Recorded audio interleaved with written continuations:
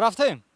салом дӯстони азиз, инак пас аз чанд лаҳза намоиши дуввуми даври дуввуми шоу барномаи озмунии Парвин оғоз меёбад ва мо дар назди муассисаи давлатии телевизиони кӯдакону наврасон Баҳористон қарор дорем то ин ки намоиши рӯзномаи Парвинро манзури шумо гардонем. рафтем.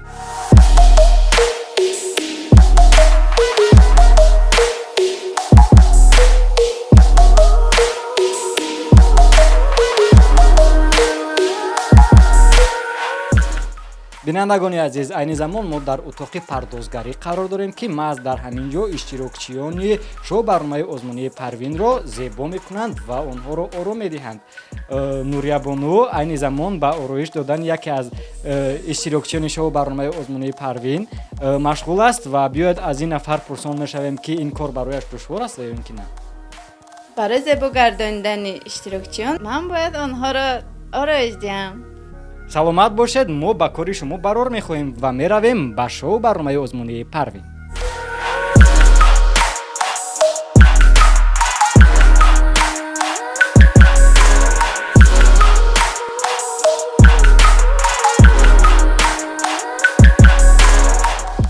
бинандагони азиз, акнун мо дар дохили студияи Парвин қарор дорем ки дар ин ҷо айни замон гурӯҳи рақсии кӯдаконаи зебо тайёрӣ мебинанд. якчанд лаҳза боқӣ мондааст то оғозёбии намоиши Парвин. роҳбари бадеии ансамбли давлатии рақсии кӯдаконаи зебо Манзура Ҳабибова бо кӯдакон рақсро дар саҳна тамрин мекунанд. дар ин муддат таҳиягарони барнома низ барои оғози сабт омодагӣ мебинанд.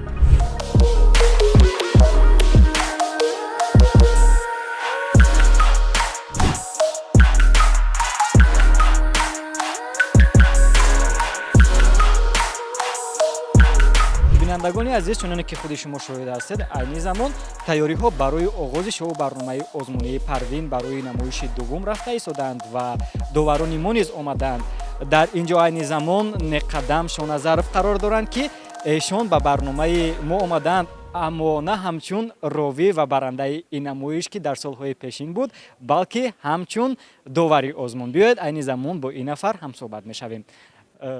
хушомадед сараввал ба барномаи мо, ба шоу барномаи озмунии Парвин. саломат бошед. имрӯз ки рости мана чӣ хеле ки дида истодем, хеле хурсанд шудам ки маро даъват карданд ҳамчун довар.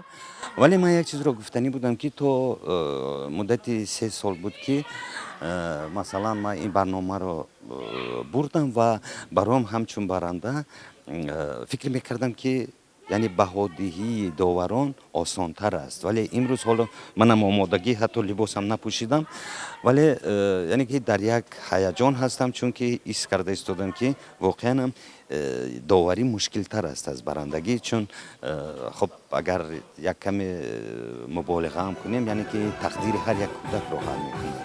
саломат бошед. яъне аз ин ҷо маълум мешавад ки ҳаяҷон на танҳо дар ҳайати гурӯҳи эҷодӣ, на танҳо дар иштирокчиён, балки дар доварон низ дида мешавад. ва ба ҳар ҳол мо ба шумо барор мехоҳем барои баҳогузорӣ намудан ба иштирокчиёни шоу барномаи озмунии Парвин. саломат бошед. мо бошен меравем ба қисматҳои дигар. бале, ҳаяҷон хоси тамоми одамон мебошад, вале ин ҳиссиёт баҳона шуда наметавонад барои қатъ кардани кор, балки баръакс дар баъзе ҳолатҳо боиси хубтар ва зудтар барор гирифтани он мегардад. ҳаяҷони иштирокчиён на танҳо дар вақти баромад болои саҳна, балки пеш аз оғоз низ мушоҳида мегардад. масалан ҳангоми мусоҳиба бо таҳиягарони барнома пеш аз баромадашон. ман Қаюм Мирсаид, сокини ноҳияи Рӯдакӣ, донишҷӯи Донишгоҳи Миллии Ҷумҳурии Тоҷикистон ҳастам. ман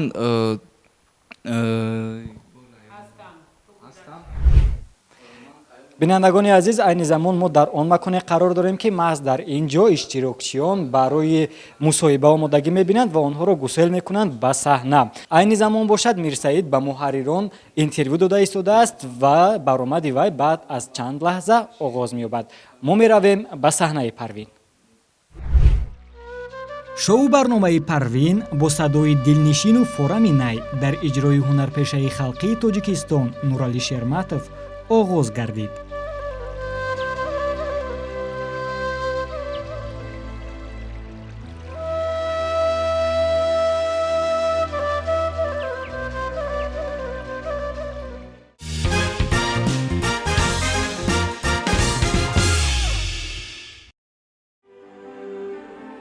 мирсаид қаюмов аз шаҳри душанбе миёни иштирокчиён аз жанри вокал аввалин шуда ба саҳна мебарояд ва ҳунари худро ба ҳайати ҳакамон пешниҳод мекунад. ба ҷуз меҳрат таманное надорам тоҷикистона умедам орзуям ифтихорам тоҷикистона. доварони намоиши дуюми даври дуюми шоу барномаи Парвинро бароятон муаррифӣ мекунем. Нуралӣ Шерматов, ҳунарпешаи халқии Тоҷикистон. Неқадам Шоназаров, ҳунарпешаи театри давлатии русӣ ба номи Владимир Маяковский. Манзура Ҳабибова, ҳунарпешаи шоистаи Тоҷикистон, устоди рақс. Зафар Абдуалимов, сарояндаи эстрада ва продюсер.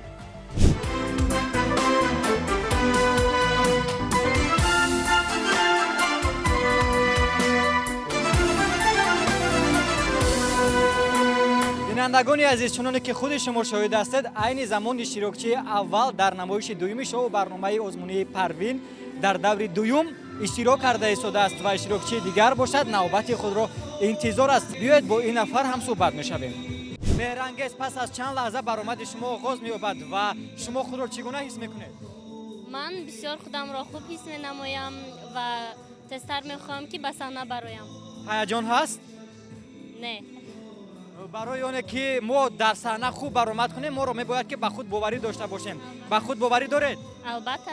боварӣ доред ки ғолиби шоу барномаи озмунии Парвин мешавед? Бале. пас бигӯед ки ки ғолиби шоу барномаи озмунии Парвин Ман. мешавад? ки ғолиби шоу барномаи озмунии Парвин мешавад? Ман. биёед боз ҳам бо боварии зиёд ки ғолиби шоу барномаи озмунии Парвин мешавад? ман ғолиби озмуни Парвин мешам. пас ман ба шумо барор мехоҳам. иштирокчии дигари жанри вокал дар намоиши имрӯза Меҳрангез Тағоева аз ноҳияи Данғара мебошад. чуноне шоҳид шудем, Меҳрангез аз худ боварӣ дорад. биёед акнун баромадашро тамошо мекунем. وای از دنیا کی یار از یار میترسد غنچه های تشنه از گذار میترسد عاشق از آوازه دیدار میترسد پنجه خمیازران از دار میترسد. доварон аллакай ба мо иқрор гаштанд ки интихоби яке аз миёни ду иштирокчӣ барояшон мушкил аст. ин амал барояшон боз ҳам мушкилтар мегардад агар ҳар ду иштирокчӣ садои гӯшнавозу қавӣ дошта бошанд. айни замон маҳз бо чунин ҳолат рӯбарӯ шуданд ҳайати ҳакамон.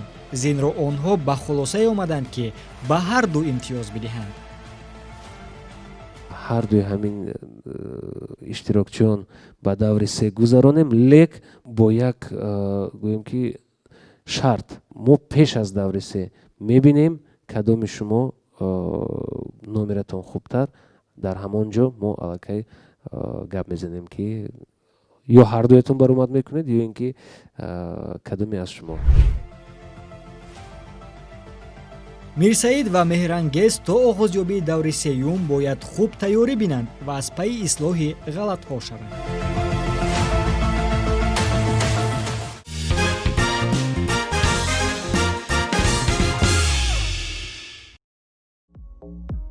доварон хатогиҳоро мегӯянд, эрод мегиранд, баъзан норозигӣ баён мекунанд, вале онҳо ҳамзамон ба иштирокчиён офарину таҳсин мегӯянд.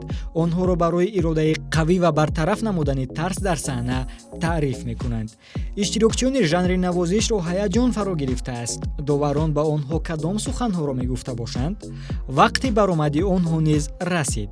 дар ин жанр Раҳматшоҳ Файзов аз шаҳри Кӯлоб ва Муҳаммад Ёров аз шаҳри Душанбе дар навохтани асбоби мусиқии най миёни ҳам рақобат мекунанд.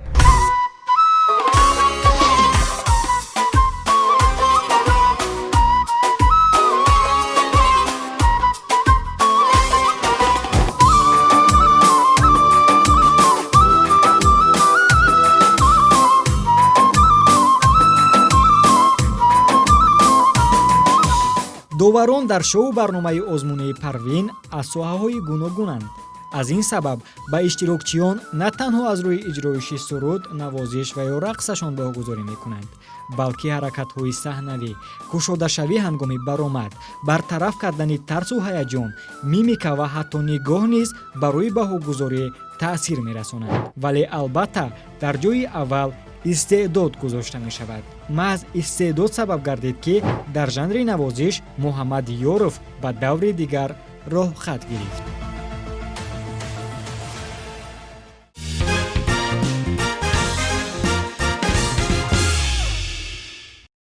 бинандагони азиз, айни замон дар назди мо барандаи шоу барномаи озмунии Парвин Таманно Бону қарор доранд ки чуноне ки мо мебинем, Таманно то қичаи зебо кардааст, ороиши зебо дорад, куртаи миллии зебо дорад, вале дар пойафзолҳои варзишӣ. Таманно, барои шумо чӣ зиёдтар мушкилотар аст? Чуноне ки мо медонем, шумо ҳам ба сурудхонӣ низ машғул ҳастед ва ҳам дар телевизиони Баҳористон ба барандагӣ шоу барномаи озмунии Парвин. Шумо дарк мекунед он нафаронеро ки ба саҳнаи Парвин мебароянд, суруд мехонанд, ҳаяҷони онҳоро шумо низ доред? албатта ҳаяҷони онҳоро низ ман дорам, чунки ман низ сарояндагӣ мекунам, дар саҳна баромад мекунам. Яъне дар озмун вақте ки одам ширкат меварзад, дар дил тарсу ҳаяҷон дорад. Аз ҳамин сабаб ман онҳоро хуб мефаҳмам. Дар назари ман, ба фикри ман, ровигӣ кардан осонтар аст. Ба фикри ман ки камера наворбардорон чанд дубл мегиранд, ин осон аст, ҳаяҷони одам гум мешавад. Вақте ки дар саҳна дар назди аъзои ҳакамон баромад мекунӣ, ин хело мушкил аст. Яъне дар назди онҳо баромад кардан, ранги ритми саҳнаро ёфтан, ин хеле душвор аст. Ба назари ман ровигӣ кардан осонтар аст.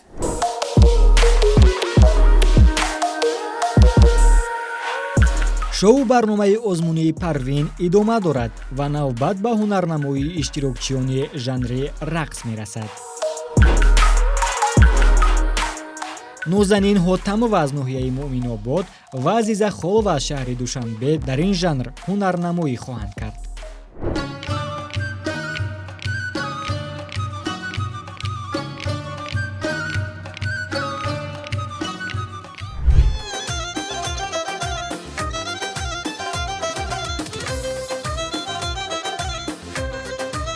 чун ҳамешагӣ иштирокчиёни ин жанр ба доварон ду рақс пешниҳод мекунанд. то омода шудани онҳо майдони Парвин бо баромади меҳмонони даъватшуда ҷило медиҳад.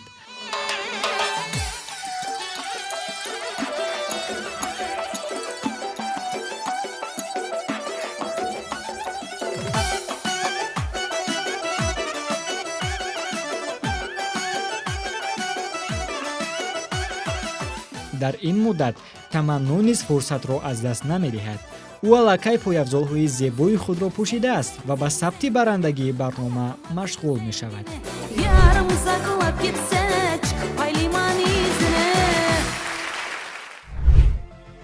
рақси навбатии иштирокчиён, аксуламали доварон ва билохир овозҳои онҳо. Ба ин гул духтарон низ имтиёзи омода шудан то даври сеюм дода мешавад. пеш аз натиҷагирии даври дуюм онҳо бори дигар ҳунари худро назди доварон нишон медиҳанд ва баъдан маълум мегардад ки аз байни онҳо кӣ ба даври дигар мегузарад. Парвин, муаррифгари истеъдодҳои навин. Парвин, дунё бо ҳам шавад рангин. суруди Парвин дар саҳнаи Парвин садо медиҳад ва ин аст нишонаи анҷомёбии Парвин. маҳз дар ҳамин лаҳза барномаи мо низ хотима меёбад. то парвинҳои оянда, хайр.